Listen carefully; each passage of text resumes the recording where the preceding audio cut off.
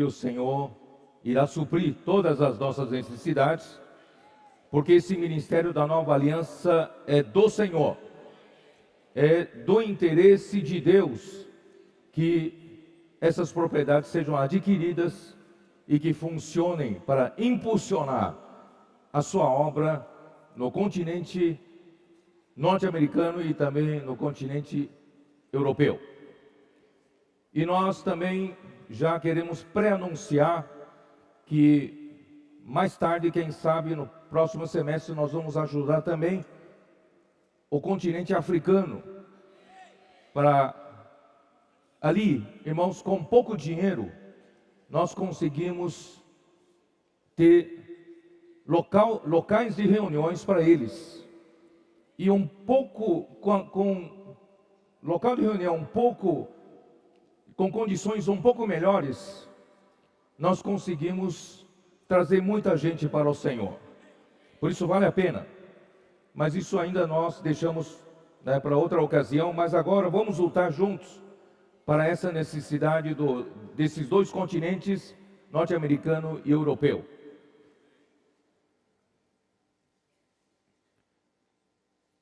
A mensagem 4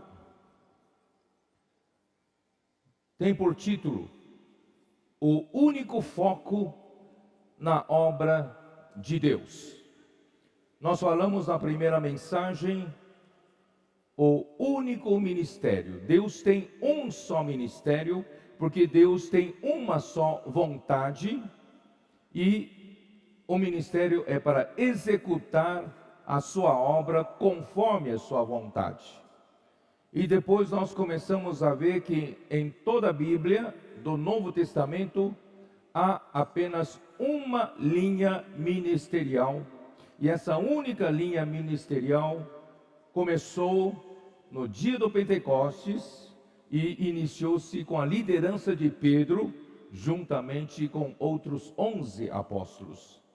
E o seu apostolado, o seu ministério, pôde avançar de uma maneira milagrosa e de uma maneira muito forte, até que isso se defrontou com a dificuldade dos governantes de Israel de aceitar essa mudança da lei de Moisés para Cristo, já que Cristo é vindo. Já havia sido profetizado de que em vindo Cristo, o povo já não estaria subordinado mais ao aio da lei. Todavia, essa nação não estava preparada para essa mudança. Por isso, esse ministério da Nova Aliança chegou um momento, né, no meio levando o evangelho no meio dos judeus, e a igreja em Jerusalém cresceu numericamente muito forte. Todavia, encontrou um obstáculo para avançar. Mas isso demonstra que Deus, primeiramente, o evangelho é para os judeus. Ele priorizou o evangelho para os judeus. Uma vez que os judeus rejeitaram esse evangelho, chegou a nossa oportunidade. Os gentios agora, como os ramos da oliveira brava, fomos enxertados na boa oliveira pela rejeição de Israel. Mas graças a Deus, por causa dessa oportunidade, todos nós estamos aqui. E fomos inseridos nesse único ministério, o ministério da Nova Aliança. Mas o ministério não para por causa dessa dificuldade. O Senhor então deslocou essa linha ministerial, seguindo a partir de Antioquia. Surge então uma linha de pregação do evangelho aos gentios. E assim, até a terceira viagem de Paulo, abrindo o centro de obras em Éfeso. Deus já havia preparado isso, porque Paulo logo em seguida, no final da sua terceira viagem, ele iria ser preso. mas Deus ainda ousou. Na prisão romana escreveu 4 livros maravilhosos da Bíblia, e depois ele foi solto, escreveu outras epístolas maravilhosas, mas por fim ele foi morto e martirizado no ano 67 pelo imperador Nero. E Deus providenciou que João, um dos 12 apóstolos, fosse de Jerusalém para Éfeso. E em Éfeso ele encontrou essa estrutura de Paulo para o aperfeiçoamento dos obreiros, e ali ele ficou trabalhando no seu ministério ulterior, posterior, maduro já, o seu ministério do Espírito e da vida, levando todos para a vida. A igreja em Éfeso, em uma das cartas de Apocalipse que Deus manda João escrever, era uma igreja perfeita, muito rigorosa, muito boa. Todavia, Jesus repreendeu que eles haviam abandonado o primeiro amor. Eles precisavam voltar para a prática das primeiras horas, senão seria removido o candeeiro. Então João foi para lá justamente para que esse candeeiro não fosse removido. Eles foram levados pelo ministério de João para a vida, restaurando o primeiro amor. Irmãos, o conhecimento ensoberbece, mas o amor edifica. Então, no final, essa igreja em Éfeso se tornou uma igreja desejável. Isso, irmão Dong, em vida, ele nos falou sobre tudo isso. E nós hoje estamos vendo isso tudo funcionando de acordo com a profecia. E hoje nós também somos essa igreja em Éfeso, que estamos, através do ministério de João, estamos sendo conduzidos para a vida e para o amor. Aleluia! Essa oferta para essas duas propriedades, você poderia dizer, eu não tenho nada a ver com isso. Mas, irmãos, nós estamos na mesma obra, estamos no mesmo ministério. Nós estamos aqui na terra, irmãos, é para a necessidade do Senhor, não é para o nosso próprio bem-estar. Então, graças ao Senhor, tudo isso é uma questão de amor. E nesse amor que vem pela maturidade de vida, vai trazer o Senhor de volta. E João, então, morreu de velhice, não foi martirizado, mas o seu ministério não morreu. É o único ministério que não morre com a morte de seu ministro. Então, o ministério de João continua até os dias de hoje. Se você perguntar, em que ministério você está? Você vai dizer, eu estou no único ministério, no ministério da Nova Aliança. E eu faço parte do ministério de João, dos últimos tempos. E esse ministério, irmãos, vai trazer o Senhor de volta. Acredite ou não, nós vamos trazer o Senhor de volta. Esta mensagem 4, eu vou falar sobre o único foco na obra de Deus. A leitura bíblica é 1 Coríntios 3, versículos de 5 a 11. Vamos abrir a nossa Bíblia.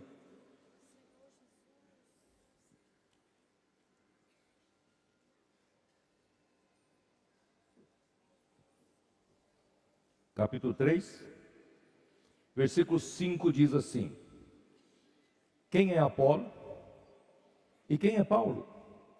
Servos por meio de quem crestes, isto conforme o Senhor concedeu a cada um. Eu plantei, Apolo regou, mas o crescimento veio de Deus. De modo que nem o que planta é alguma coisa, nem o que rega, mas Deus que dá crescimento.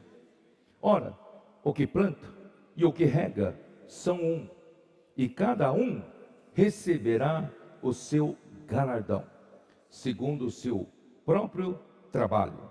Porque de Deus somos cooperadores, lavoura de Deus e edifício de Deus sois vós. Segundo a graça de Deus que me foi dada, lancei o fundamento como prudente construtor, e outro edifica sobre ele, porém cada um veja como edifica. Porque ninguém pode lançar outro fundamento além do que foi posto, o qual é Jesus Cristo. Eu queria dizer para vocês que nesse único ministério, o ministério da Nova Aliança, vai conseguir executar a obra de Deus, fazer a vontade de Deus e trazer o reino de Deus aqui na terra. Eu acredito, irmãos, que Deus está nos preparando, porque grandes coisas acontecerão entre nós. O Senhor quer nos usar grandemente, porque para que essa era possa ter desfecho, essa era possa apresentar o encabeçamento de Cristo, para que Ele possa tomar posse do reino, ainda tem muita coisa para se fazer.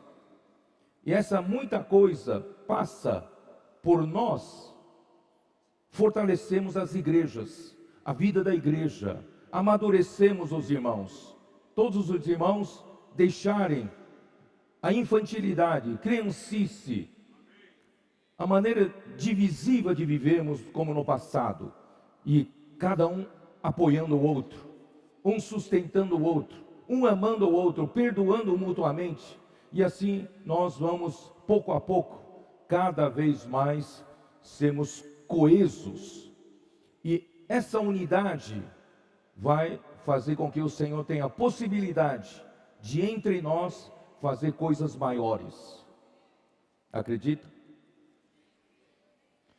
Então, para isso, nós precisamos ter um foco certo. Se você tem um foco e eu tenho outro foco, nós vamos estar dividindo a força, nós vamos estar dividindo a energia e não vamos conseguir trazer o Senhor de volta. Por isso, essa mensagem visa nos colocar todos no mesmo foco. E o foco é muito importante. Muito importante, tá? Então eu queria, há algum tempo atrás, nós fizemos um vídeo chamado Foco. Não sei se os irmãos se lembram. Fizemos esse vídeo, eu vou pedir para passar, né, para nós relembrarmos um pouco do que nós explicamos. Tem como passar?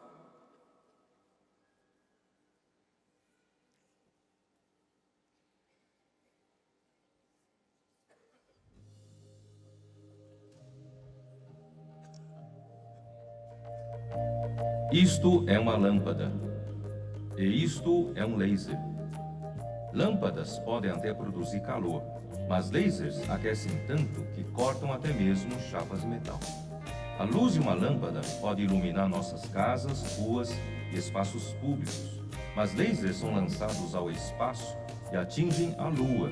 Nenhuma lâmpada seria capaz de fazer isso.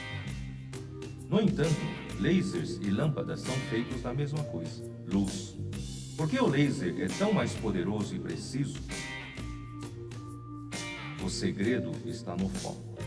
Lasers são feixes de uma única cor de luz. Lasers estão em fase. A luz é feita de partículas chamadas fótons que se comportam como ondas. Na luz e lâmpadas, estas ondas se mostram em diferentes frequências e fases, anulando-se umas às outras.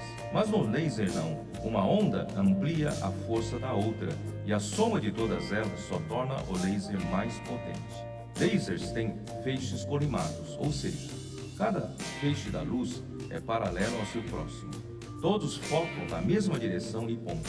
A soma de todos eles produz calor intenso, alcance e precisão.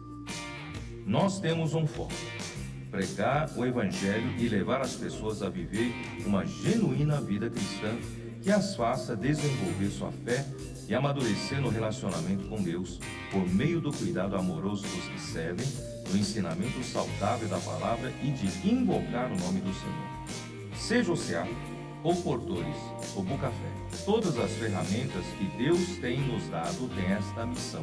E todas as atividades que desenvolvermos na vida da igreja, sejam palestras, encontros, reuniões, jantares, quaisquer que seja o formato da ação, precisamos estar claros de qual foco temos. O nosso foco é cooperar com Deus no cumprimento de sua vontade.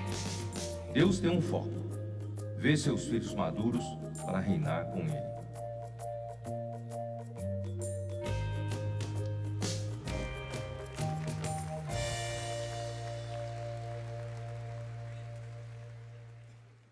Todos nós temos uma energia para emanar como a luz, com as suas diferentes, seus diferentes comprimentos de onda, cores. Essa é a luz difusa. Essa luz é necessária para nosso viver, andar diário. Assim como na Bíblia apresenta uma palavra grega para esse tipo de andar, é o andar peripatel. Peripatel é o andar debaixo dessa luz difusa. Nós então temos claridade e temos luz para nós podermos viver, nós podemos andar. Mas para realizar a obra de Deus, essa luz não é suficiente mais. Para que a obra de Deus possa se realizar, nós precisamos juntar as forças. A sua frequência, o seu comprimento de ondas tem que ser igual ao meu comprimento de ondas. Isto é, nós precisamos oscilar juntos. Porque se eu oscilo dessa forma e você oscila ao contrário, um está anulando o outro. Não sei se vocês entendem o que eu quero dizer. Então, nós precisamos, irmãos, andar no mesmo andar stoiquel, na mesma cadência, mesmo ritmo, como numa marcha militar. Então, para viver no dia a dia, a luz comum é suficiente. Mas para realizar a obra de Deus com poder, com intensidade, nós precisamos ter o mesmo foco. Precisamos colimar os feixes de luz, isto é, todos nós irmos para a mesma direção, andamos paralelamente, no mesmo comprimento de ondas e também estamos em ressonância. Nós estamos andando na mesma frequência, no mesmo ciclo. Vocês não sabem o que isso pode fazer. Quando a gente se fortalece um ao outro, a nossa força é muito maior. É muito maior. Vocês acreditam que... Você talvez não entenda o que é ressonância. Somente quem entende um pouco de física sabe o que é ressonância. Por exemplo, você empurra um balanço de uma criança, certo? A mãe empurra o seu filho, um balanço. Você empurra e espera a cadeira do balanço chegar no seu ponto máximo, não é isso? Quando começa a voltar, você dá um empurrão, não é assim que você faz? Então, se você der empurrão, na hora que a cadeira volta, você vai intensificar o ciclo, é ou não é? A força, a intensidade. Mas se você empurrar antes da cadeira chegar no seu ponto máximo, você vai frear. Então você tem que exercer a força na hora certa. Se você exercer a força na hora certa, você vai entrar em fase. É isso que nós chamamos de ressonância. Você entra em fase com a frequência do balanço. E quando você vai empurrando na hora certa, esse balanço vai ficar cada vez mais intenso e às vezes é capaz de girar 360 graus. Você vai derrubar seu filho, não faça isso. Então, olha o poder da ressonância. É a mesma força que você empurra, mas você pode acrescentar muita força se você entrar em fase. Eu vou mostrar um vídeo agora. Você sabe que o vento, e também o vento sopra com uma certa frequência, às vezes. E esse vento que sopra com uma certa frequência, não precisa ser o vento de um furacão, mas um vento que sopra com certa frequência. Houve uma ponte nos Estados Unidos, chamada Ponte de Tacoma. Derrubou-se essa ponte por meio de um vento, determinado vento, que soprou lateralmente essa ponte e provocou esse balanço. E é a mesma coisa que a mãe empurrando a filha, empurrando sempre na hora certa, dando empurrão na hora certa, e essa ponte caiu.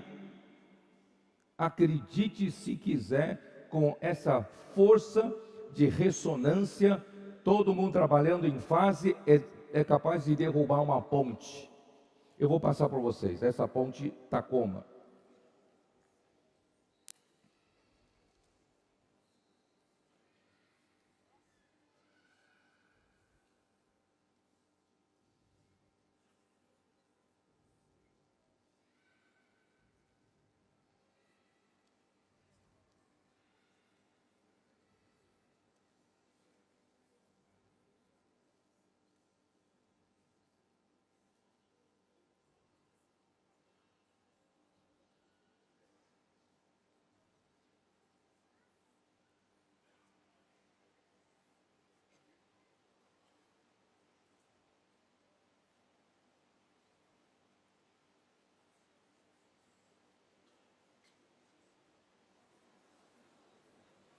Olha o carro aí em cima da ponte.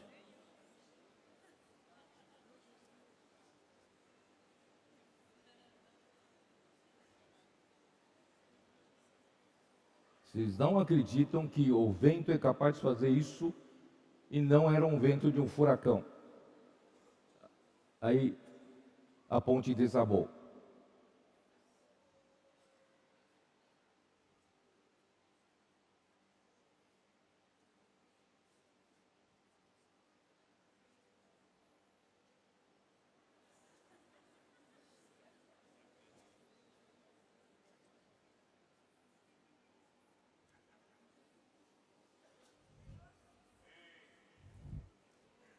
Nessa última visita que eu fiz agora com os irmãos em agosto, em Seattle, Washington, nós fomos visitar essa ponte. Eles refizeram a ponte, hoje tem 2 pontes paralelas, claro, reforçaram a ponte para não acontecer mais isso. E eu quero mostrar para vocês, irmãos, que as portas do inferno não prevalecerão contra a igreja edificada. Nós vamos derrubar qualquer obstáculo ao Evangelho de Deus quando nós entramos em fase, quando nós entramos no mesmo foco na obra de Deus. Deus fará grandes coisas entre nós. Usando esses versículos que eu li, 1 Coríntios 3, versículo 5, eu quero mostrar para vocês que o foco dos coríntios estava nos homens, porque os coríntios eram aquele povo que tinha nas suas praças chamadas de ágoras, um lugar para manifestação filosófica, de discurso, de apresentação de pensamentos filosóficos. Então eles são muito dados a praticar isso.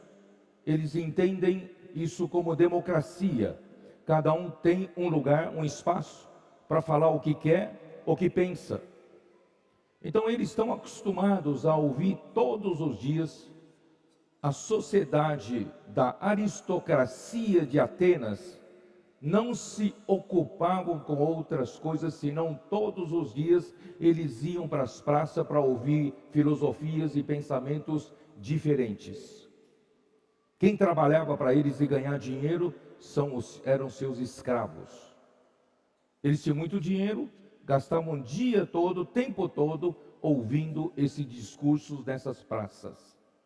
Então eles são acostumados a julgar uma pessoa, ter preferência por outra. Eu gostei desse discurso, eu não gostei daquele pensamento. Então eles eram muito dados a avaliar cada um e escolher quem eles gostam, assim como escolher clube de futebol aqui no Brasil. Se aqui nessa conferência a gente discutisse futebol, irmãos, nós nunca vamos ser um aqui, certo? Tem palmeirenses, gremistas, né, como Ezra, colorado como Miguel, é isso? Palmeirense como André, né? Nós vamos só dividir. Mas, irmãos, não sei se você percebe, nós no homem natural, nós temos uma tendência de focar em homens. Tem uma tendência. Você vai dizer, não, peraí, eu não. Eu pergunto a você, como você aprendeu alguém falar para você sobre Hebreus 11? Hebreus 11 para você sempre foi um livro dos heróis da fé. Você não aprendeu assim? Os heróis da fé. Então você ainda está focando em heróis, em homens. E esse foco, invariavelmente, vai gerar o quê? Ciúmes, contendas, preferências, ou não? É por isso que Paulo fala assim, no capítulo 3, no início do capítulo 3. Eu, porém, irmãos, não vos pude falar como a espirituais, e sim como a carnais, como a crianças em Cristo. Crianças em Cristo ficam ali avaliando, eu gosto desse, eu gosto desse, eu sou do time dele, eu sou do partido dele, eu sou palmeirense, eu sou corintiano, eu sou gremista. Irmãos, na igreja não deve ser assim. Isso é infantilidade. Leite vos dei a beber, não vos dei alimento sólido, porque ainda não podeis suportá-lo. Nem ainda agora podeis, porque ainda sois carnais. Porquanto, havendo entre vós ciúmes e contendas, quando você foca desse jeito a situação, as coisas, há ciúmes e contendas. E nós nunca vamos ser um. Nunca vamos ter força suficiente para executar esse ministério da nova aliança. Não é assim que sois carnais e andais segundo o homem. Irmão, não podemos mais andar segundo o homem. Vamos andar segundo Deus. Quando, pois, alguém diz, eu sou de Paulo, e outro, eu sou de Apolo, não é evidente que andais segundo homem? Vocês escolhem homens, você tem preferência pelos homens, ou não? Quem é Apolo? Quem é Paulo? Eles são servos, por meio de quem crestes, e isto conforme o Senhor concedeu a cada um. Eu plantei, Apolo regou, mas o crescimento veio de Deus. O que importa não é o que cada um fez, o que importa é o que resultou na obra. O crescimento, o que importa. De modo que nem o que planta é alguma coisa, nem o que rega, mas Deus. Não é exaltar, ter preferência por quem planta, ter preferência por quem rega. Você tem que ter preferência por Deus, porque é Deus quem dá crescimento.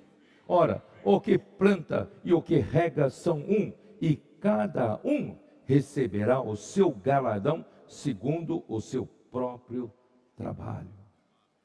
De um lado, irmãos, nós somos servos do Senhor. Nós estamos aqui, irmãos, pregando o evangelho. Posso orar por você? Levando essa vida, livros que contêm a economia de Deus, evangelho do reino. Eu estou plantando, estou regando, mas quem dá crescimento é Deus. Então, nem o que planta, o que rega, eles são um, mas cada um vai receber o seu galardão. Você que prega o evangelho, você que faz comportagem dinâmica, você que está envolvido com Avança Jovem, você que está envolvido, né, no SEAP, você está ajudando muitas pessoas, cada um vai receber o seu galardão. Mas nenhum servo de Deus deve trabalhar para ter um partido, para puxar pessoas para si, ganhar fã-clube. Não, nós não estamos aqui para fazer isso, irmãos. Se você fizer isso, você já ganhou o seu galardão. Deus não vai dar galardão para você naquele dia. Porque nós temos que ter foco no resultado da obra de Deus. Porque de Deus somos cooperadores. Nós somos cooperadores de Deus. Mas a lavoura de Deus, edifício de Deus, sois vós. O resultado da obra de Deus em vocês é que é importante. É que vale a pena o meu esforço, o meu trabalho. Não é a minha fama, não é o meu reconhecimento, não é o elogio que eu recebo. Vale alguma coisa, irmãos? É a obra de Deus sendo efetivamente realizada. Esse é o nosso foco. Deve ser o nosso foco. Os irmãos entenderam ou não? Assim, irmãos, se o meu foco é realizar a obra de Deus, quando a obra de Deus é efetivamente realizada, irmãos, eu estou contente. Não importa se o Senhor usou X, fulano ou ciclano. Assim eu não tenho ciúmes. Eu não vou com a cara daquele lá. Então, se Deus usar ele, eu não vou concordar. Não. Porque o meu foco não está na pessoa. O meu foco está na realização efetiva da obra de Deus. Vocês estão me entendendo? Então, como nós vamos aperfeiçoar nossa unidade daqui para frente, irmãos? Não focar nos homens. Focar na obra de Deus a ser realizada efetivamente. Por que eu falo isso? Por que eu uso esses termos? Porque falar em trabalhar para a obra de Deus, todo mundo fala. É ou não é? Não, eu vivo para servir ao Senhor, faço a obra de Deus. Mas o problema é como faz. Se efetivamente você está realizando a obra de Deus ou não. Então eu não falo apenas que a obra de Deus é o meu foco. Eu tenho que dizer se a obra de Deus está verdadeiramente sendo feita. É por isso que Paulo, no versículo 10, fala: segundo a graça de Deus, que me foi dada, lancei o fundamento como prudente construtor.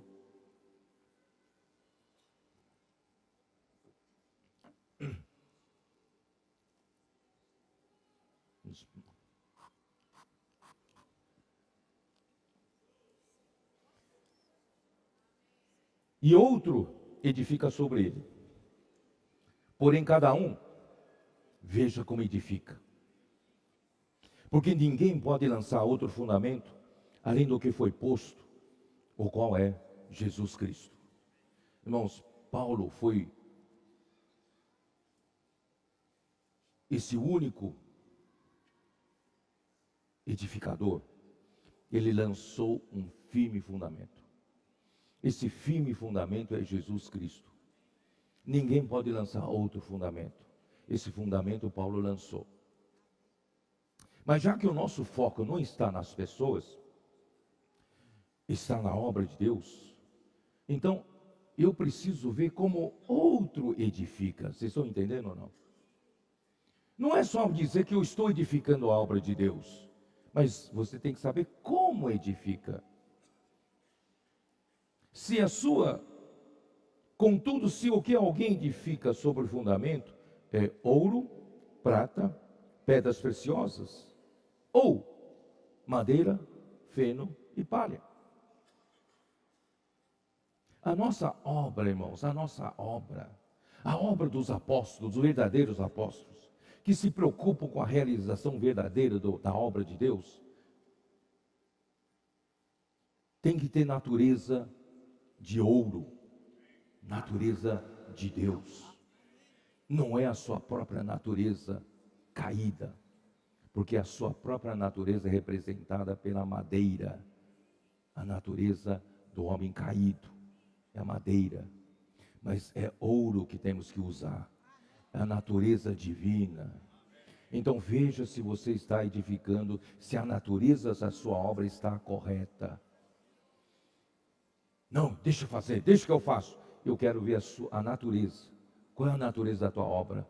Irmãos, não é tua habilidade, não é sua capacidade, não é sua técnica, mas, irmãos, é com a natureza de Deus.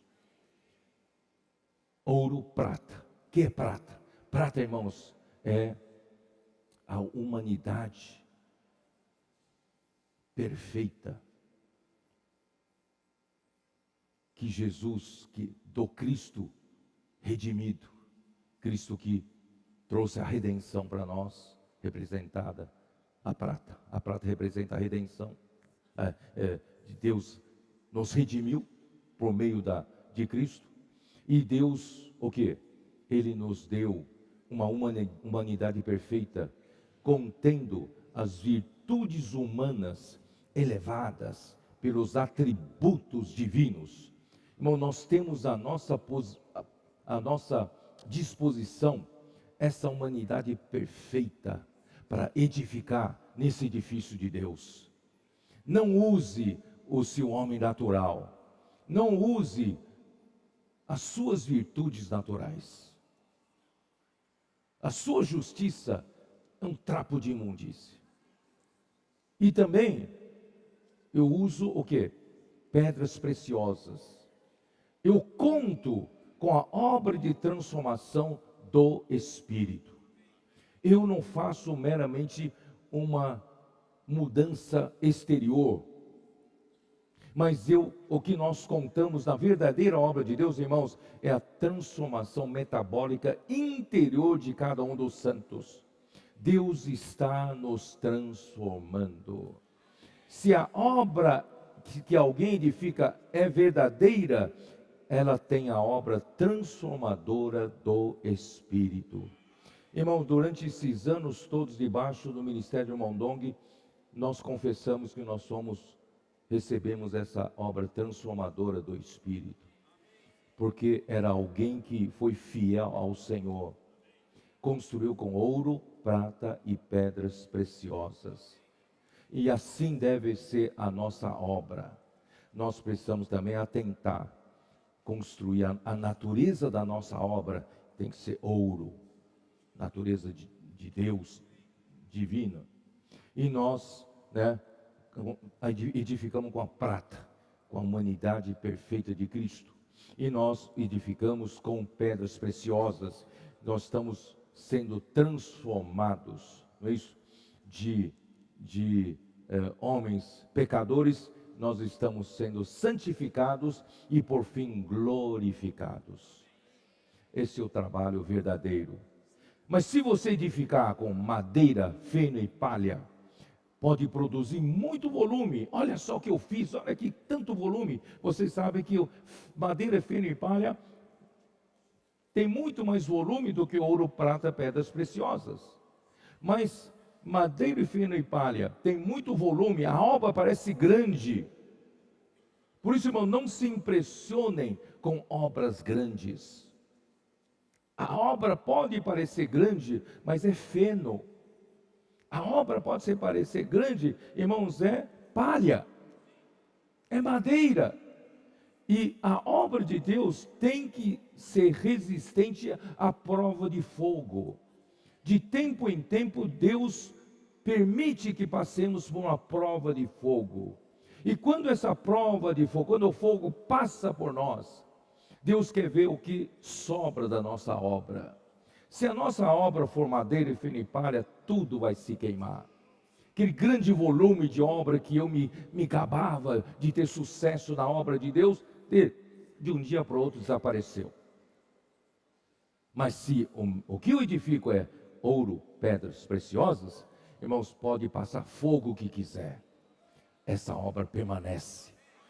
E quando essa obra permanece, quem edificou essa obra receberá o seu galardão. É isso que está dizendo aqui, ó. Manifesta se tornará a obra de cada um, pois o dia a demonstrará, porque está sendo revelada pelo fogo. E qual seja a obra de cada um, o próprio fogo o provará. Se permanecer a obra de alguém que sobre o fundamento edificou, esse receberá galardão. Eu quero me encaixar nisso. Vocês não estão entendendo? Não quero me preocupar hoje, nada para mim.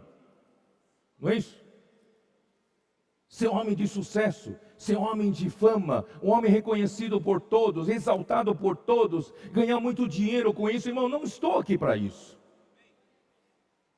Mas o meu alvo é ganhar galardão naquele dia. Hoje nada para mim, mas naquele dia eu quero o meu galardão. Eu sempre falo isso, né? Se a obra de alguém se queimar, sofrerá ele dano. Mas esse mesmo será salvo todavia, como que através do fogo. Irmãos, essa é a diferença para alguns que creem que a salvação se perde. Irmãos, a salvação é eterna, a salvação não se perde. Mas algumas pessoas vão dizer, mas qual diferença faz?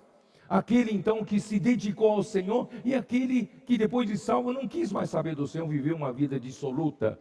Irmãos, é justamente essa. Se alguém continuou vivendo segundo a vontade do Senhor, sendo fiel ao ministério da nova aliança, esse alguém edificou com ouro, prata, pedras preciosas, ele vai receber galardão. Mas se esse alguém não edificou adequadamente e a sua obra se queimar, ele não vai participar do milênio. Ele vai perder a era do reino. Ele vai ser um daqueles que diz, Senhor, Senhor, nós não pregamos o evangelho em teu nome, nós não expulsamos demônio em seu nome, nós não fizemos obra de caridade em teu nome. E o Senhor vai dizer do outro lado da porta, porque a porta do reino se fechará. O Senhor vai dizer do outro lado da porta, na verdade eu não te conheço. Esse te conheço aqui no sentido de que nunca te aprovei. Os irmãos entendem? Por isso, irmãos, eu não quero ser surpreendido naquele dia, achando que vou entrar no reino e a porta do reino se fecha na minha cara. E o Senhor me dizer, eu não te conheço. Por isso, irmãos, hoje eu quero ser esse que edifica com ouro, prata e pedras preciosas. Mas esse mesmo será salvo, porque a salvação não se perde, mas ele vai passar como que através do fogo. Esse através do fogo, irmãos, é por 1000 anos. 1000 anos. Aí depois dos 1000 anos, ele vai estar pronto também para participar do novo céu, nova terra e nova Jerusalém, que todos nós vamos participar, só que os vencedores já anteciparam essa condição no milênio. Qual a sua escolha? Você escolhe. Você escolhe. E esse assunto, irmãos, de fazer a obra de Deus adequadamente é tão sério, que esses versículos 16 e 17, eu quando li, eu não dava atenção, eu nunca dei muita importância para esses dois versículos, mas agora me chamaram a atenção. Não sabeis que sois santuário de Deus, e que o Espírito de Deus habita em vós? Se alguém destruir o santuário de Deus, Deus o destruirá, porque o santuário de Deus que sois vós é sagrado. A igreja em quem nós estamos trabalhando, nós estamos servindo, para produzir a obra de Deus nos santos, nos irmãos, na igreja. E essa igreja é o santuário de Deus. Se eu hoje usar a obra de Deus como trampolim do meu sucesso, como trampolim da minha fama, como trampolim para eu ganhar dinheiro, irmãos, isso é uma vergonha. Eu estarei destruindo o santuário de Deus. E aqui diz que Deus o destruirá. Por isso, irmão, ninguém use da obra do Senhor, da igreja do Senhor, como trampolim para você ganhar fama, para você ganhar poder, autoridade, dinheiro. Irmãos, isso é vergonhoso, porque Deus o destruirá. Isso é muito sério, muito sério. Nós somos apenas servos, irmãos, servos humildes, que fizemos apenas o que tínhamos que fazer. Aí depende do Senhor julgar se eu fui fiel ou não fui fiel. Os irmãos entenderam?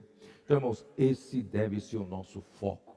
Imagina se todos nós aqui tivermos o foco, não em comparar pessoas, não em preferir pessoas. Imagina como Paulo fala em capítulo 4 de 1 Coríntios, no versículo 6. Estas coisas, irmãos, apliquei-as figuradamente a mim mesmo e a Apolo por vossa causa, para que por vosso exemplo aprendais isto: não ultrapasseis o que está escrito, a fim de que ninguém se ensoberbeça a favor de um em detrimento de outro. Esse não é o nosso feitio de fazer as coisas. Vocês estão entendendo? Daqui para frente, irmãos, todos nós estamos só preocupados para que a obra de Deus seja feita adequadamente. É isso que vai trazer o Senhor de volta. Então nós vamos colimar nossas ondas. Nós vamos entrar em ressonância. Nós vamos trabalhar todos em ciclo. E nós vamos ser uma igreja forte, que pode atravessar qualquer dificuldade. E nós vamos romper as portas do inferno quando se opõe contra o avanço do Evangelho, porque nós temos um só foco. Todos nós estamos a favor da realização efetiva da obra de Deus. A obra de Deus está sendo edificada por nós. Vocês estão entendendo? Mas ao mesmo tempo que nós não focamos em pessoas, não damos preferências às pessoas, nós não temos Nós não preferimos um em detrimento do outro. Então fica uma democracia. Não, também não é assim. Por isso que Paulo, no capítulo 4 de 1 Coríntios, ele define: embora nós não focamos nas pessoas, para não haver essas comparações, essas preferências, todavia, na obra do Senhor tem liderança. Vocês estão entendendo? Na obra do Senhor tem liderança. A obra do Senhor é como um exército, tem comando. Por isso que Paulo fala no capítulo 4, versículo 14: não vos escrevo estas coisas para vos envergonhar, pelo contrário, para vos admoestar como a filhos meus amados. Porque ainda que tivesseis milhares de preceptores em Cristo, não teríeis, contudo, muitos pais. Pois eu, pelo Evangelho, vos gerei em Cristo Jesus. O que quer dizer isso?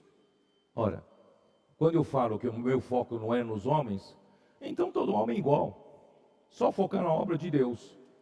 Mas não, até em razão da obra de Deus, eu preciso ver que existe uma liderança, uma linha de autoridade.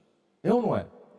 Então, se eu não entender isso, e não entender que Paulo foi o enviado de Deus até aos Coríntios, E eu devo ouvir a palavra de Paulo como vinda de Deus, como de fato é a palavra de Deus, como os Tessalonicenses fizeram isso, e eu vou ter bênção.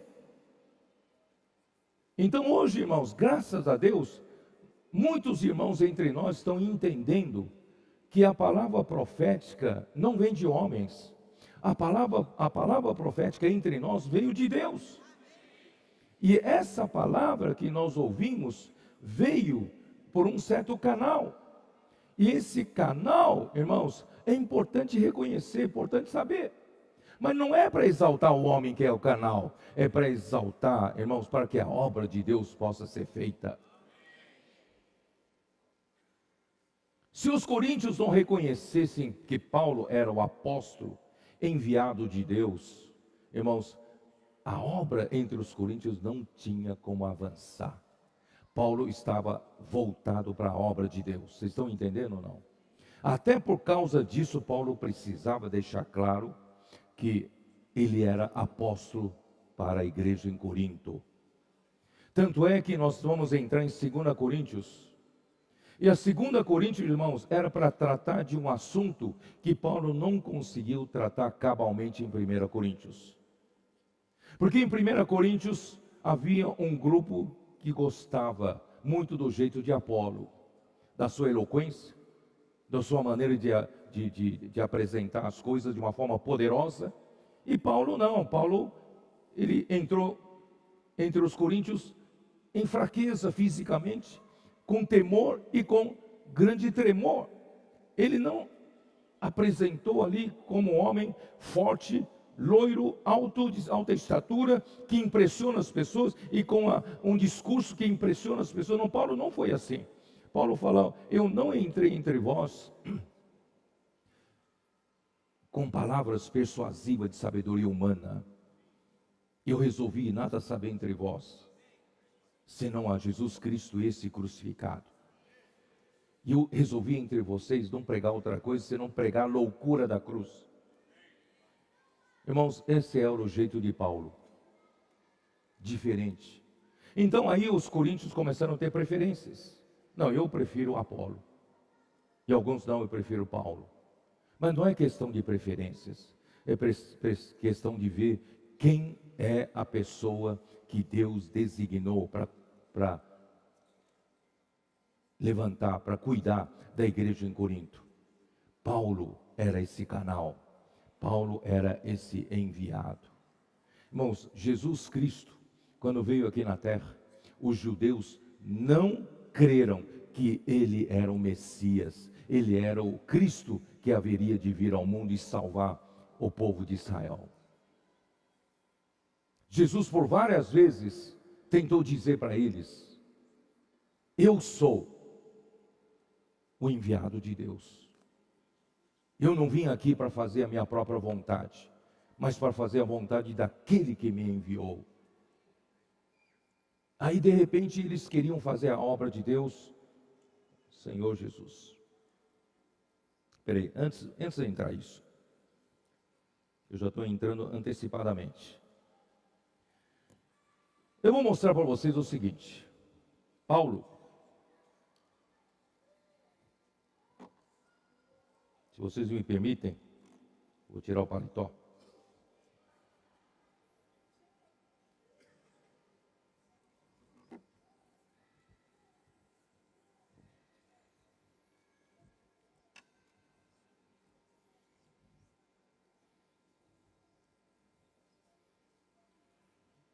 Assim passo a suar menos.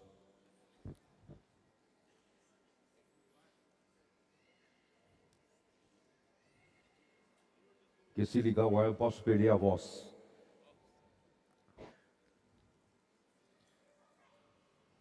Eu espero, irmãos, que nós escolhamos o caminho de Paulo, caminho dos apóstolos. Não buscar o caminho de fama, caminho de facilidades, caminho porta ampla, caminho amplo, espaçoso, não. Vamos andar pelo caminho estreito. A porta estreita, caminho apertado. Paulo, antes de entrar na questão de ele ser o pai que gerou pelo Evangelho aos coríntios em Cristo Jesus, dá uma olhada aqui no capítulo 4, versículo 8. Já estáis fartos, já estáis ricos, chegastes a reinar sem nós. Sim, tomara reinasseis, para que também nós viéssemos a reinar convosco. Não sei se você entendeu essas palavras. Porque a mim me parece, e Deus nos pôs a nós, os apóstolos, em último lugar, como se fôssemos condenados à morte, porque nos tornamos espetáculo ao mundo, tanto a anjos como a homens. Você não vai entender realmente essas palavras se você não perceber que Paulo estava usando como ilustração a situação da época. Naquela época, era a época do Império Romano. Havia alguns anfiteatros, havia arenas, e com arquibancadas grandes. Nós fomos para Éfeso, nós visitamos, está intacto o anfiteatro de Éfeso. E o palco era um lugar para apresentação de espetáculos. Que tipo de espetáculos?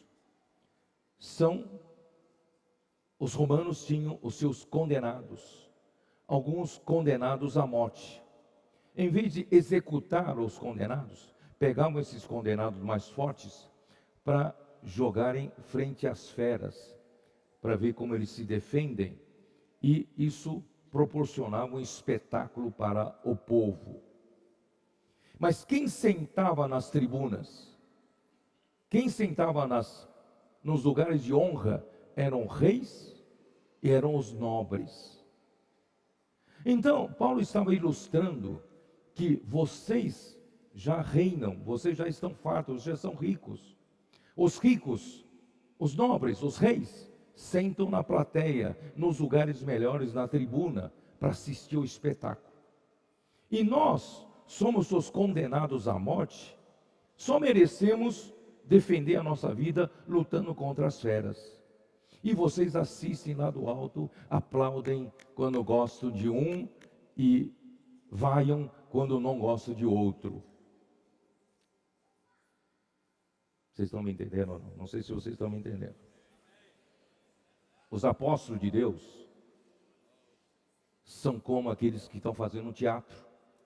Eles estão se afadigando, eles estão se trabalhando em prol do Evangelho de Deus, realização da obra de Deus.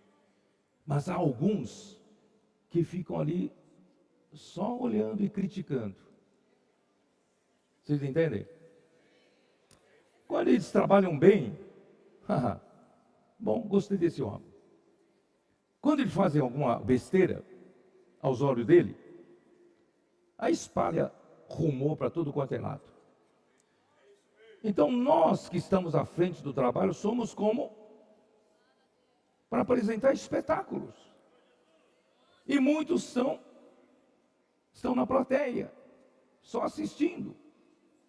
Por isso Paulo fala assim: nós somos loucos por causa de Cristo e vós sábios em Cristo Jesus. Nós somos fracos e vocês fortes.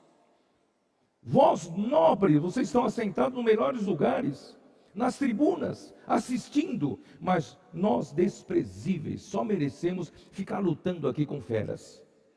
Até a presente hora, sofremos fome e sede e nudez, e somos esbofeteados, e não temos morada certa.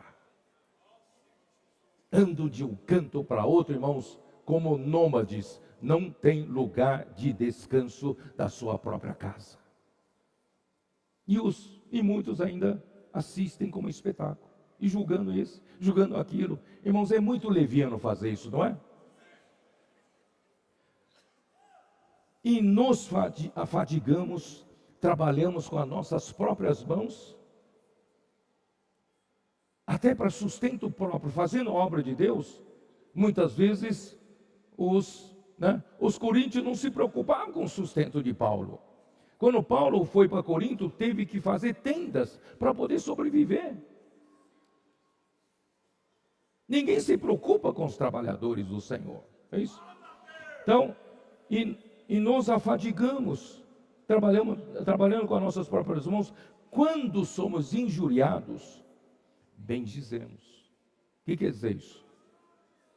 Quando alguém nos injuria, quando alguém nos xinga, nos fala mal de nós ainda somos obrigados a bendizer. Senão, como os outros vão julgar? Você é um homem de Deus, você não pode devolver na mesma moeda. Você tem que aguentar. Quando injuriado, ainda tem que bendizer.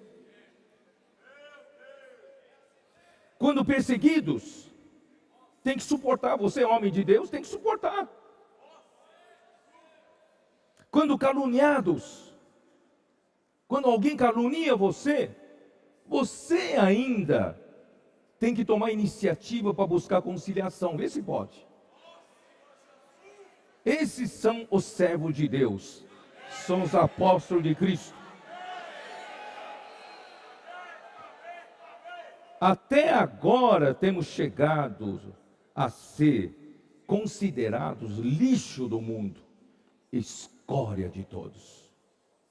Irmãos, isso mostra que os que querem servir ao Senhor, irmãos, tem que ter essa disposição. Quem quer ter essa disposição? Estamos alistando um exército destemido. Esse exército destemido não busca benefício para si. Esse exército destemido não busca vantagem para si aqui na terra. Eles só querem agradar o Senhor. É um exército que quer fazer a vontade do Senhor. Quem quer se alistar?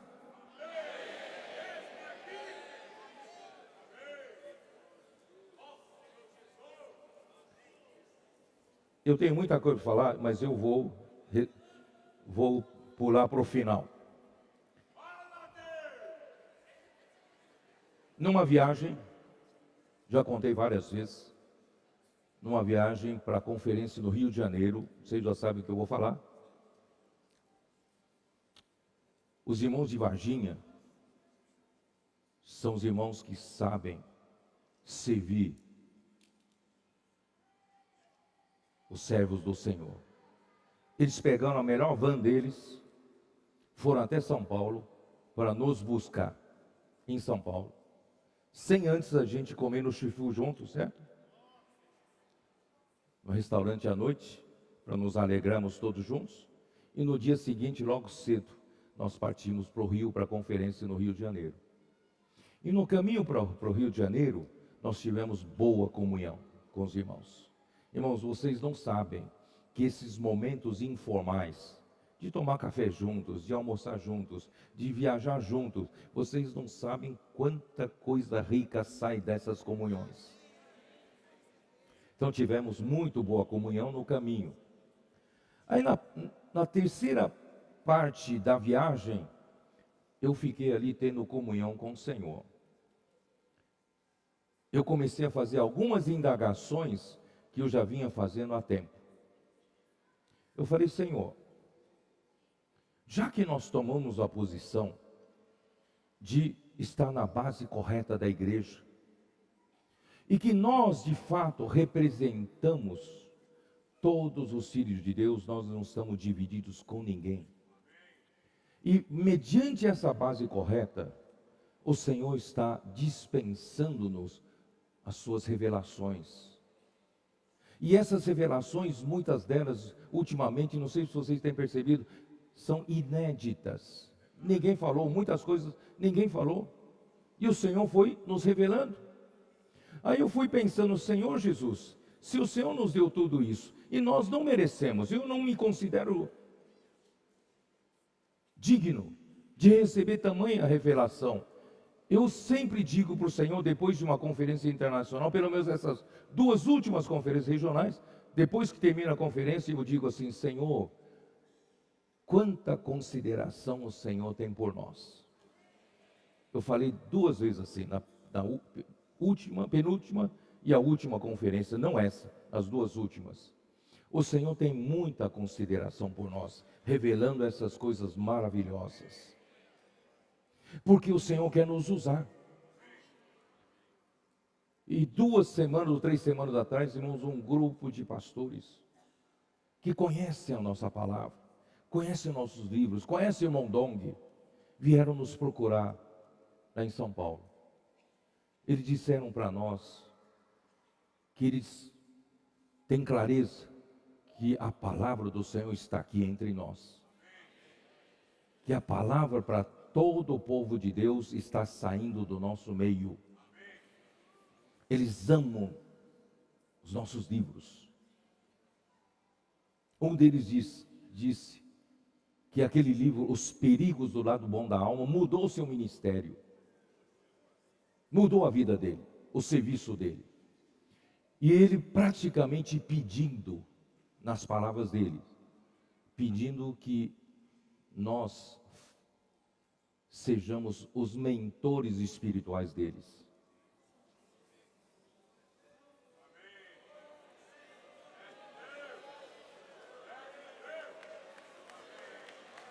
Aí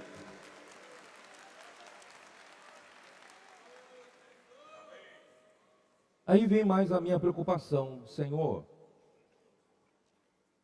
E nós estamos nos esforçando a melhorar a vida da igreja. Nós estamos nos esforçando a ter entusiasmo pela nossa causa. Você está entusiasmado pela causa? Você tem uma causa? Se não tem, precisa ter uma causa. O ministério da Nova Aliança deve ser a sua causa. Nós temos que ter uma causa para viver, que nos motiva. Então, irmãos, nós temos essa causa. Nós restauramos nosso entusiasmo. Nós melhoramos nossos serviços, não é? Graças ao Senhor, os serviços da igreja, nas igrejas, da obra do Senhor, nas conferências, tudo mudou. Mas ainda tem muito que melhorar. Mas estamos no caminho, graças ao Senhor. E houve muita inclusão. Muitos da geração jovem foram incluídos. Muitos irmãos e irmãs estavam incluídos. O Congresso das Mulheres também envolveu as irmãs, alistando as irmãs no exército de Deus. Irmãos, nós estamos muito contentes com o que o Senhor está fazendo entre nós. E na última conferência nós nos propomos a crescer pelo menos 20% por ano. Certo? E nós estamos nos esforçando para isso. E nós queremos crescer mais do que isso. Que o Senhor, se o Senhor nos der graça, nós queremos devolver ao Senhor muitas vezes o fruto do Senhor. Certo? A sua igreja está nisso? Você está nesse trabalho? Você tem esse alvo, tem essa meta? Vamos trabalhar bem a vida da igreja. Vamos produzir vencedores coletivos. E vamos, o quê? Incluir mais pessoas. E nós vamos preparar a terra para receber os filhos de Deus, pregando o evangelho, levantando igrejas, nas cidades que não tem igreja, nos bairros que não tem vida da igreja. Nós queremos trabalhar para isso, certo? Não vamos descansar. Todavia, por maior crescimento que tenhamos em termos de números, nós ainda somos insuficientes para influenciar todo o mundo cristão ou toda a terra. Ainda somos pequenos em número. Então, no caminho para o Rio de Janeiro, eu perguntei para o Senhor: Senhor, será que o Senhor vai fazer uma obra poderosa entre nós, que de repente, nós que somos algumas dezenas de milhares dos irmãos que vivem a vida da igreja conosco em toda a terra, nós vamos ser um dia um grupo de milhões de membros? Será que vamos ser? Porque senão a gente não vai alcançar o que deve alcançar. Então o Senhor nessa viagem disse para mim: não, vocês não vão ser movimento de massa. Vocês não vão ser movimento de massa. Aí o Senhor me levou para aqueles 2 versículos em Mateus 20, na parábola dos trabalhadores de última hora. Vocês se lembram? Qual foi o último versículo? Vamos lá, vamos olhar. Mateus 20. Mateus 20. Versículo 16. Assim, os últimos serão primeiros, e os primeiros serão os últimos. Porque muitos são chamados, mas poucos os escolhidos. Muitos são chamados. Todos aqueles que creram no Senhor Jesus foram chamados para receberem a salvação eterna. Todos os que creram em Jesus foram chamados. Mas poucos os escolhidos. Escolhidos para quê? Escolhidos para entrar no reino. Escolhidos para reinar. Mas por que são poucos os escolhidos? Aí que eu quero ver. Aí, Mateus 22, a mesma coisa na parábola das bodas, daquele que não trazia veste nupcial nas bodas. E versículo 14 fala a mesma coisa, porque muitos são chamados, mas poucos os escolhidos. Vocês estão entendendo? Aí o Senhor me levou para Mateus 7. Mateus 7. Versículo 13. Entrai pela porta estreita, larga é a porta, e espaçoso o caminho que conduz para a perdição, e são muitos os que entram por ela. Aqui dá ideia de perdição eterna. Mas vou mostrar para vocês que esse contexto não fala da perdição eterna. Esse contexto fala de entrar no reino. Porque estreita é a porta e apertado o caminho que conduz para a vida, e são poucos os que acertam com ela. São muitos chamados, mas poucos os que acertam com essa porta e com a vida. Aí no versículo 21.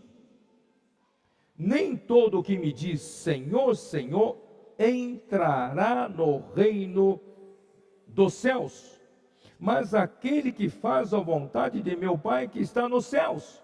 Irmãos, a diferença entre os chamados e os escolhidos é que os escolhidos entrarão no reino, porque eles fazem a vontade de meu Pai que está nos céus. Essa é a diferença. Você quer fazer parte do primeiro grupo ou do segundo grupo? Você quer entrar no reino? Muitos naquele dia hão de dizer-me, Senhor, Senhor, porventura, não temos nós profetizado em teu nome? Aqui prova, irmãos, que não são não cristãos, não são descrentes, mas se trata dos chamados que não foram escolhidos, tá? Então muitos, porventura, nós não temos profetizado em teu nome, e em teu nome não expelimos demônios, e em teu nome não fizemos muitos milagres. Então lhes direi explicitamente, nunca vos conheci. Apartai-vos de mim, os que praticais a iniquidade. Irmãos, aqueles que não fazem a vontade do Senhor, que não escolhem a porta estreita, não andam pelo caminho apertado, irmãos, não vão entrar no reino e não serão aprovados por Deus aquilo que fazem. Não diga um dia que você nunca ouviu sobre isso. Estou falando hoje para você. Lucas 13. A escolha está diante de você. Hoje, nessa conferência, tem duas portas na sua frente. Uma porta é larga, outra porta é estreita. Essa é a sua escolha. Qual é a sua escolha? A porta que você escolher, você vai andar pelo caminho da porta que você escolher. Se você escolher uma porta larga, você vai ter um caminho espaçoso, confortável para a vida da alma. Você continua vivendo para você. precisa se preocupar muito com a vontade de Deus, negar a si mesmo, nada disso. Mas se você escolher a porta estreita, você vai andar pelo caminho apertado. Você vai andar pelo caminho que Paulo andou. Está disposto ou não? Alguns nunca souberam, só através da minha leitura de hoje de manhã, que Paulo foi apedrejado, quase morto, tido como morto. Muitos nunca perceberam que Paulo sofreu tanto por causa do Evangelho. Irmãos, tudo isso porque ele escolheu a porta estreita. Você escolheria? Claro que eu não digo que você vai ser apedrejado. Não se assuste não. E uma vez, cuidando de um presidiário em Piraju, acho que é Piraju ou Pirajuí, perto de Bauru. Pirajuí, né? Um desses que eu estava ajudando, muito culto, ele disse para mim: Pedro, eu reconheço que você é verdadeiro apóstolo do Senhor. Eu tive sonho essa noite, como diz Hebreus 11, o seu futuro é ser cerrado ao meio.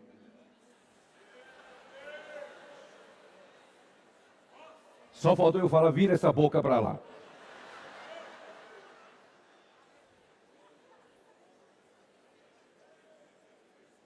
Não precisa ter medo não, você não vai ser apedrejado. Mas você está disposto a andar pelo caminho estreito? Caminho apertado? Está disposto a não buscar pelo seu próprio interesse? Não buscar seu próprio benefício? Fama, dinheiro? Você está disposto a trabalhar calado pelo Senhor? Quando injuriado, você ainda tem que buscar reconciliação? Né? Você está disposto? Então naquele dia o reino é seu. Vale a pena, irmãos, vale a pena. Vale a pena. Vocês vão ver o que vai ter no reino. Muitos vão ir para as trevas exteriores, choro, ranger de dentro, sabe por quê? Eles vão dizer assim naquele dia: se eu soubesse que era assim, eu pagaria todo o preço. Mas já é tarde. Já será tarde. Eu afirmo a vocês que vale muito a pena. Vale muito a pena. Senão Abraão não optaria por esse caminho, Isaac e Jacó não optariam por esse caminho, Paulo não optaria por esse caminho, Pedro não optaria por esse caminho, Enoque não optaria por esse caminho. Irmãos, vale a pena?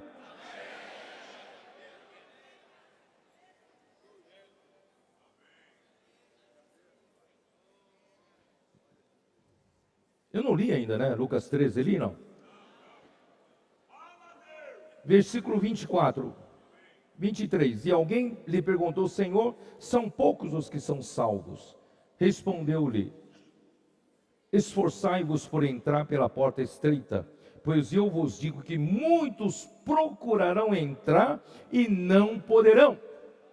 Isso é no futuro. Muitos procurarão porque já era tarde.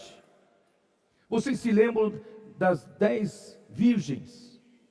5 sábias, prudentes, 5 nécias. Todas tinham azeite, mas as prudentes tinham azeite nas vasilhas, que significa alma saturada, transformada, cheia de azeite, cheia do Espírito. Mas as nécias não prepararam azeite nas vasilhas. E quando à meia-noite houve um grito: chegou o noivo! As prudentes então puderam entrar pela porta, entraram. E as nécias: e agora? Nós não temos azeite. Empresta um pouco do seu azeite.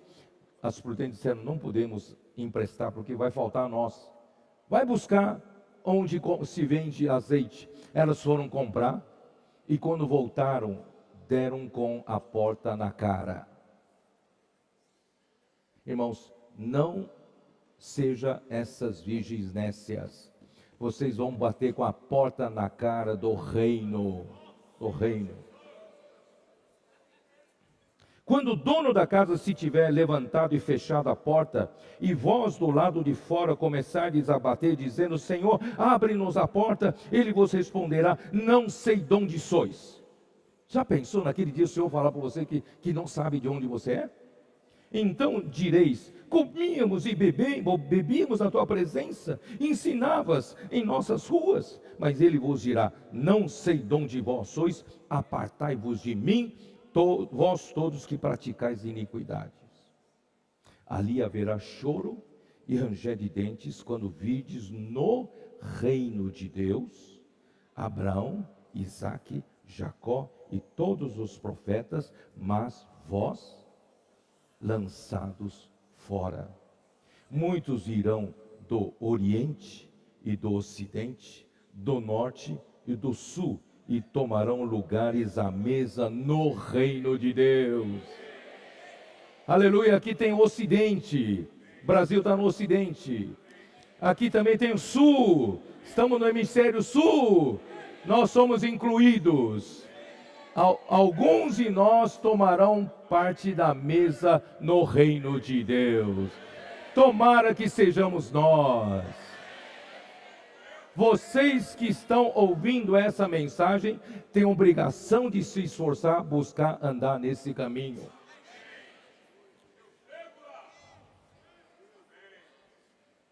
Contudo, há últimos que virão a ser primeiros, e primeiros que serão os últimos.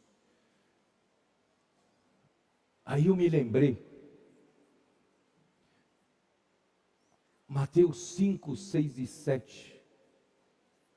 Jesus, Ele próprio, estabelece um padrão elevado do reino dos céus, não é isso? Não é isso?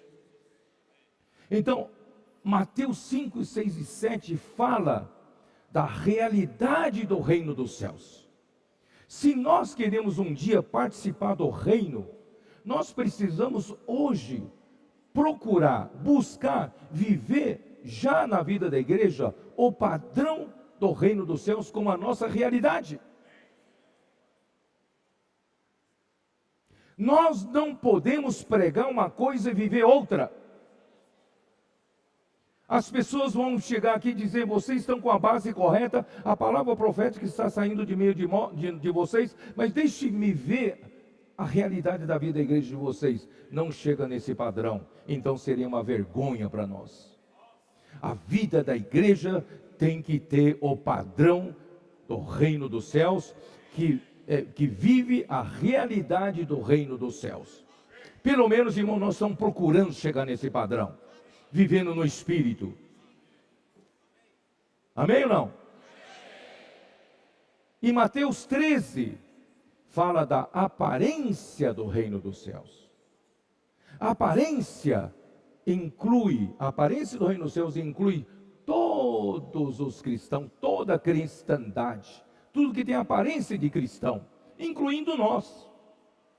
Os que estão vivendo a realidade do reino do céu também são incluídos dentro da aparência do reino do céu. Se vocês entendem. É um conjunto maior. Então, dentre a aparência de todos os cristãos que estão na aparência do reino dos céus, apenas um grupo pequeno de pessoas que vivem a realidade do reino dos céus. E nós queremos ser esses. E esses que vivem na realidade do reino dos céus, irmãos, eles serão escolhidos para entrar no reino, na manifestação do reino do céu, no milênio. E nós seremos convidados para reinar com Cristo durante 1000 anos na parte celestial. Já com corpo de ressurreição. Não mais nessa terra, limitado pelo tempo e espaço. Irmão, já estaremos nas glórias com Ele. Vale a pena, irmãos, vale a pena, vale a pena. Por isso, irmão, essas palavras estão vindo para nós, desses 2 dias, para dizer para você, onde você se situa, e Deus entregou para você um ministério, seja fiel a Ele. E você hoje tem um foco certo. Esse foco, irmãos, é não buscar fama para si, não buscar as coisas, folgadas para você, mas procurar andar no caminho do Senhor, para fazer a vontade de Deus, vivendo a realidade do reino dos céus. Aí, eu fui para Hebreus 11. Hebreus 11. Hebreus 11, versículo 5. Pela fé, Enoque foi trasladado para não ver a morte. Não foi achado, porque Deus o trasladara. Pois antes de sua trasladação, ele obteve testemunho de haver agradado a Deus. Sabe o que eu estava procurando? Estava procurando características de alguém que é escolhido e que Deus vai levá-lo para o reino. Eu quero ser um desses. Então Enoque andou com Deus, ele agradou tanto a Deus, que Deus o tomou para si. Ele foi o primeiro homem que não viu a morte. Elias seria outro, mas ele foi o primeiro. Então Enoque andava com Deus e agradou a Deus. E ele obteve testemunho de haver agradado a Deus. Portanto, irmãos, você quer ser um dos escolhidos? Você quer participar do reino dos céus, da sua manifestação? Você quer reinar com Cristo? Então, hoje, você tem que viver uma vida de agradar a Deus. Mas falar em agradar a Deus, todo cristão quer agradar a Deus. Mas eu vou falar do contrário. Agradar a Deus significa não agradar você mesmo. Aí já complica. Não busque um caminho fácil para você. Não busque o caminho fácil de agradar você. Procure agradar a Deus. Paulo não buscou agradar a si mesmo. Paulo só procurou agradar a Deus. Eu quero agradar a Deus.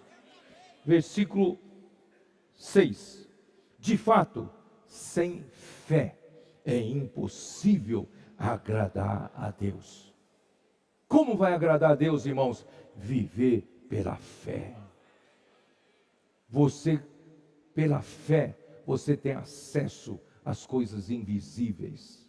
Pela fé na palavra de Deus, você tem a realização, a concretização de todas as promessas de Deus. Pela fé na palavra profética, a igreja anda para frente e é abençoada, e os sinais seguem a nossa obra. Tudo é pela fé, irmãos. Nós não vivemos pelo que vemos, nós vivemos pela fé. Exercitamos a fé, exercitamos o Espírito. Irmãos, dessa forma nós vamos agradar a Deus. E não só isso, porquanto é necessário que aquele que se aproxima de Deus, creia que Ele existe. Quem está na aparência do reino dos céus, crê que Deus existe. Não é? Toda a cristandade crê que Deus existe. Mas a segunda parte que é o problema, e que se torna galardoador dos que o buscam. Então, não só procuro agradar a Deus, eu preciso buscar, tomar iniciativa em buscar Deus. Se você for esses que agradam a Deus, vive pela fé, e você busca a Deus, irmãos, muito provavelmente você estará na mesa com Abraão, Isaque e Jacó.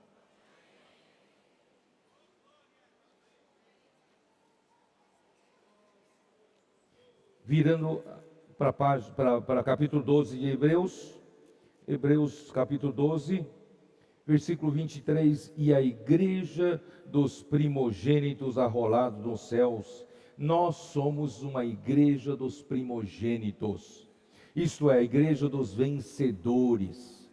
Irmão, nós queremos ser esses que não vendem o direito de primogenitura por uma sopa de lentilha, como Esaú vendeu, por um pouco de folga nessa vida aqui, né? Um pouco de conforto para a vida da alma, a gente vende o direito de primogenitura. Não! Nós não vendemos o nosso direito de primogenitura. Eu quero reinar com Cristo. Pago o preço que for. Eu quero o meu direito de primogenitura. Nós somos poucos, mas irmãos, Deus é conosco. Ele coopera conosco, como diz Marcos 16, já li ontem, 19 e 20, Deus, de um lado, fez Jesus assentar-se à sua direita, com todo o poder e autoridade, mas ao mesmo tempo Ele está em nós, coopera conosco quando nós fazemos a vontade do Senhor. E não só coopera conosco, mas Ele confirma a sua palavra com sinais que nos seguem. Irmão, se eu abrisse aqui para alguns irmãos darem testemunho de todo esse tempo da comportagem, de orar por você, os milagres e milagres que aconteceram, irmãos, vai dar uma reunião inteira talvez, de ótimos testemunhos. Irmão, de fato, os sinais estão nos seguindo. Então Deus, de um lado, nós não somos numerosos, mas por outro lado, Deus está nos dando ferramentas, instrumentos que são poderosos. O Senhor acabou de nos dar no final do ano passado 3 carretas. Expolivro. Vocês não sabem como esse primeiro expolivro do Sudeste fez tanto trabalho maravilhoso a partir de Campinas. Em Campinas fez um trabalho maravilhoso aqui na região. Foi para Campos do Jordão 45 dias, irmãos, deixou muita gente de boca aberta. E o Senhor de fato deu um testemunho lá. Muitas pessoas nos conheceram. E em Taubaté, todas as autoridades municipais e as autoridades da Polícia Militar abraçaram essa causa. Taubaté era terra de Monteiro Lobato. Muitas crianças visitaram Expolivro. Irmãos, hoje Expolivro está num presídio lá em Taubaté, ganhando familiares dos presidiários. De lá vai se deslocar para cá e daqui vai para Sertãozinho. De Sertãozinho vai para Minas Gerais. Minas Gerais vai para o Espírito Santo. Do Espírito Santo vai para o Rio de Janeiro. Aí volta para cá de novo. Irmãos, tem feito grandes coisas. E o Expolivro do Sul está finalmente pronto. É o melhor Expolivro, mais bonito. Foi para Chapecó, fez tudo o que tinha que fazer, agora vai começar oficialmente em Chapecó. Nós cremos que vai fazer um sucesso estrondoso para a divulgação da palavra do Senhor. O Expolivro do Norte, Nordeste, Sudoeste, Centro-Oeste, não está rodando ainda, porque é um Expolivro que está dando muito trabalho na reforma. Mas de qualquer forma está em andamento e logo, logo vai estar pronto para rodar. E a parceria entre Expolivro com os colportores dinâmicos, irmãos, os colportores dinâmicos estão causando uma revolução nesse país. Eu creio que também em vários outros países da América do Sul. Varginha, por exemplo, os irmãos de Varginha fizeram um cálculo, que eles são apenas 150 pessoas que vivem a vida da igreja, e a cidade tem 150 mil habitantes. Eles fizeram um cálculo, se cada um dos 150 orassem por 3 pessoas por dia, em um ano, eles terão orado por 164 mil pessoas. Mais do que a população da cidade. Isso quer dizer o que, irmãos? Está sendo possível a gente estremecer a nossa sociedade. Não pense que vocês são pequenos na sua cidade. Se fizer assim, dessa maneira, vocês vão alcançar muitos da sua cidade. O Senhor fez essa parceria entre colportores dinâmicos e o Expolivro, irmãos, está virando uma fórmula explosiva. Muitos estão conhecendo a palavra do Senhor. E os SEAPs continuam formando líderes, continuam formando os colportores dinâmicos, continuam formando irmãos que vão cuidar das igrejas, não é? A editora continua produzindo livro, cada 2 meses está lendo um livro novo. As cooperativas agora também têm como girar. Tem os colportores dinâmicos que estão tendo essa demanda grande de livros, Irmãos, graças ao Senhor, nós somos pequenos, mas o Senhor está nos fazendo alcançar muita gente. Vou terminar com esse versículo, onde está? Lucas 12, é isso, né? Lucas 12. Queria que vocês todos lessem comigo.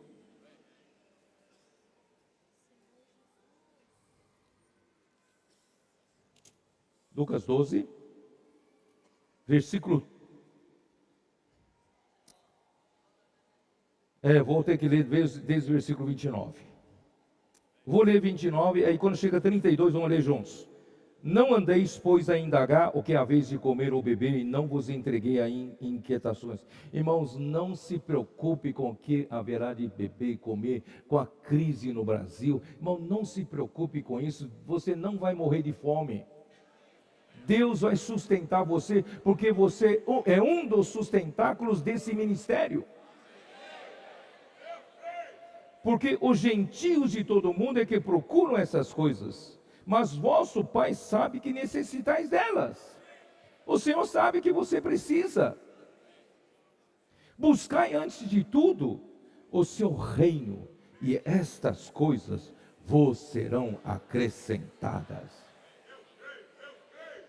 Nós somos pequenos, nós somos ainda pouco numerosos, irmãos, porque nós somos aqueles que entraram pela porta estreita, escolhemos a porta estreita, andamos no caminho apertado. Não são muitos que andam por essa porta, entram por essa porta. Mas, olha o versículo 32, vamos ler todos juntos? Não temais, ó pequenino rebanho, porque vosso Pai se agradou em dar-vos o seu reino. De novo. Não temais, ó pequenino rebanho, porque vosso Pai se agradou em dar-vos o seu reino. Aleluia! Palmas para o Senhor. Obrigado, Senhor.